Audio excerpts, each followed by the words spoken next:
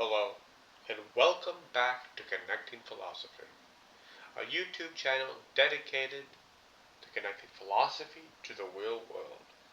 This video is the first of three videos that will focus on three topics that I think are the easiest way to kind of get into the groove of what I'm trying to do in this channel. Um, I think they're things central to the history of philosophy, things the philosophers are still grappling with, but there are also three topics that are very easy, in my opinion, to connect to the real world. And the first topic in today's video is Plato's Allegory of the Cave, which takes us all the way back to ancient Greek philosophy, to the very beginning of Western philosophy as we know it. And the Allegory of the Cave comes from Plato's book, The Republic. And three things to keep in mind here. What does the allegory tell us and why? Um, why is it endured for thousands of years? And of course, how does it connect to the real world? So very briefly, I'm just going to explain the allegory. This is, everyone kind of explains it a little differently, but this is basically the gist of the allegory. So a man is chained in a cave, looking at the wall. He can see shadows, but nothing. He really can't see much else. Maybe he could turn left and right. There's a few people chained next to him, but basically all he can see is the shadows. Eventually, the man is freed from his chains, and he notices that the shadows were actually being projected by someone behind him that has a fire lit. The man tries to tell the others that are chained about this, and they just completely go, "Yeah, I don't know what you're talking about, man. Well, this is real. The shadow, that's the world, And he's like, okay. And eventually, he walks through the cave, and he walks out of the cave. He's above ground, and he sees the sun, and it's just, extremely different than, what he had known just not too long ago with the shadows. He believed that was what the world was like. And now, of course, the world is completely different. It changed not once but twice. The world is completely different than what he originally thought it was.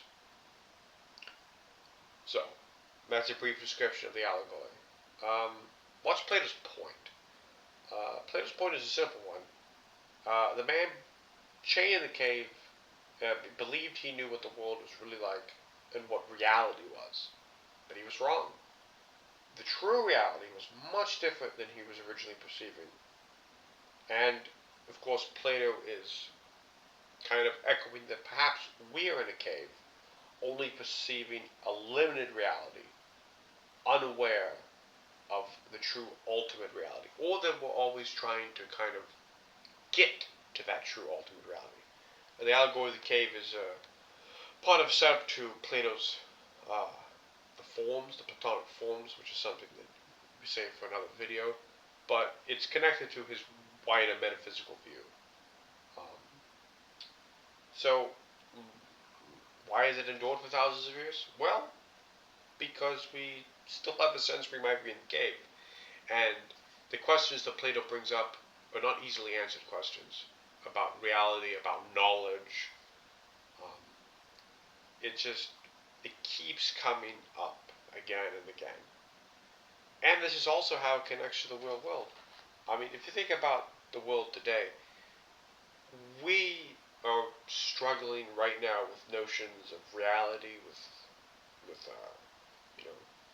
video games, the virtual reality you can have, with the idea of computers, that we're in a simulation, a little bit of pop culture, the Matrix. The Matrix is a great example of the allegory of the cave. It essentially is the allegory of the cave. It essentially is Plato's cave. You think you know what reality is, and then you find out, well, it's not really what you thought it was. And that is the connection to the real world. is that we're always kind of struggling with, you know, reality. Maybe we are trying to get to or perceive some sort of ultimate reality. Now, people believe that, you know. If you're religious, even take something basic as maybe, well, maybe not basic, but as simple as politics, you know. People have different political views, and each side believes that they're real, even though really only one side can be real. And you're trying to get to this kind of, you know, sense of truth, sense of reality, what reality is. So, the allegory of the cave brings all that up. Plato's kind of questioning, you know, hey, how do you know you're just not looking at shadows? You know, how do you know you're just not in a simulation? You can't really ever get away from it. The questions just keep popping up and popping up, as long as you continue down the train of thought that Plato wants you to. Now, perhaps maybe we shouldn't be doing Plato's train of thought. Then I think that's probably something to that. But as long as you go down that road, you may not, you may be questioning what reality really is. And that's philosophy.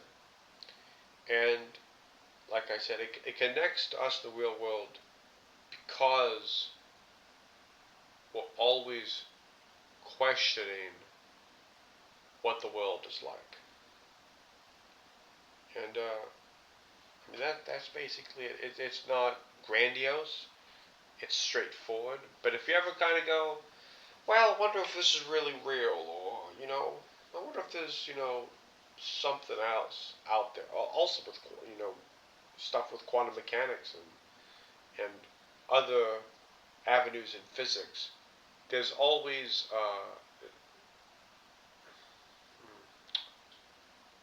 there is uh, kind of a insinuation that there is a reality that is greater than what we can perceive. And that's Plato's cave. That's Plato's cave. And you can't get away from it. And it's everywhere. As long as what I said, once again, as long as you